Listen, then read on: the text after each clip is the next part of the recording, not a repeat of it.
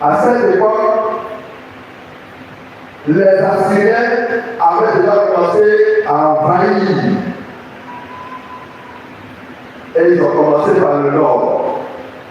Ils ont déjà pris, comme on l'appelle tout à l'heure, Zabulon et Naphtali. Donc, ils progressaient. À cette époque également, le roi du Sud, ayant appris tout ça, il allait se soumettre en même temps. Il allait faire allégeance. De toute façon, il apprend là pour pas que les gens viennent nous soumettre totalement. Il faut aller faire allégeance pour freiner un peu. Voilà la stratégie qu'il a trouvée. Et donc, il a fait alliance avec Assyrie. Et puis, ça va donner un semblant de paix. Contrairement au royaume du Nord. Et donc, c'est dans ce contexte-là que Isaïe prend la parole en tant que prophète de Dieu. Et il dit quoi?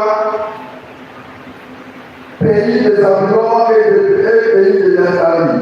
Mais ensuite, la route de la mer, le pays au-delà du Jourdain et la Galilée. Le peuple qui marchait dans les ténèbres a vu s'élever une grande lumière. Et sur les habitants du pays de l'ombre, une lumière a resplendi. Donc, au départ, ils étaient dans les ténèbres parce que quoi? Assujettis. Or, quand on est assujetti, à nous. Il ne t'appartient plus. C'est l'autre qui le fait. Parce que tu deviens comme esclave. Tu dépends de l'autre. Donc, ils ont été assujettis. Donc, ils étaient comme dans les ténèbres. Et là, Isaïe comprend que s'il n'intervient pas rapidement de Dieu, c'est un peu garder totalement sa terre. Parce qu'ils ont perdu la foi. L'espérance, on n'en parle pas. Et donc, il fallait leur redonner courage.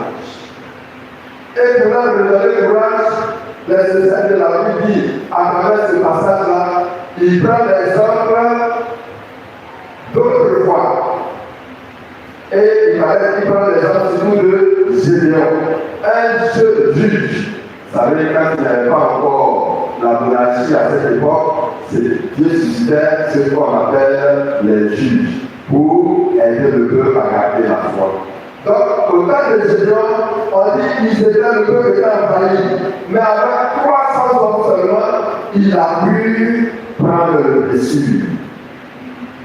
Et donc, Isaïe rappelle cela au peuple. Il se réjouit devant toi, comme on se réjouit de la moisson, comme on exulte au bataille du butin, car le jour du désert sur lui, la vague maîtrisait son épaule, le bâton du tyran qui les a brisés comme au jour de Madian.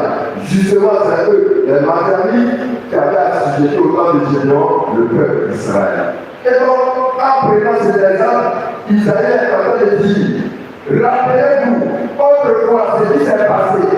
On était assujettis, mais Dieu a suscité un prophète à la personne de Gédéon qui a mis à terre les Madianites. Donc le Père n'est pas la foi. Dieu est là, Dieu est au contrôle. Même si vous pensez qu'il est absent, il est présent. Il agit toujours. Donc c'est un test d'espérance. Et quelqu'un a défini l'espérance de façon simple. Il dit l'espérance, c'est conjuguer la foi au futur. C'est pas beau ça. La foi, c'est le présent. Je crois. L'espérance, je croirai toujours. Il a conjugué ça au futur. Et donc, c'est un test d'espérance. Quand le peuple d'Israël est dans l'embarras, quand le peuple d'Israël est dans le doute, quand le peuple d'Israël est assujetti, et quand il est au bord de l'effondrement, je suscite toujours un prophète pour lui redonner du cœur. Et c'est ce que Isaïe est en train de faire à la première lecture. Et cette même manière de faire réapparaît dans l'évangile que nous avons entendu. Matthieu dit cela. Quand Jésus a pris l'arrestation de Jean le Baptiste, il se retira en Galilée. Il quitta Nazareth.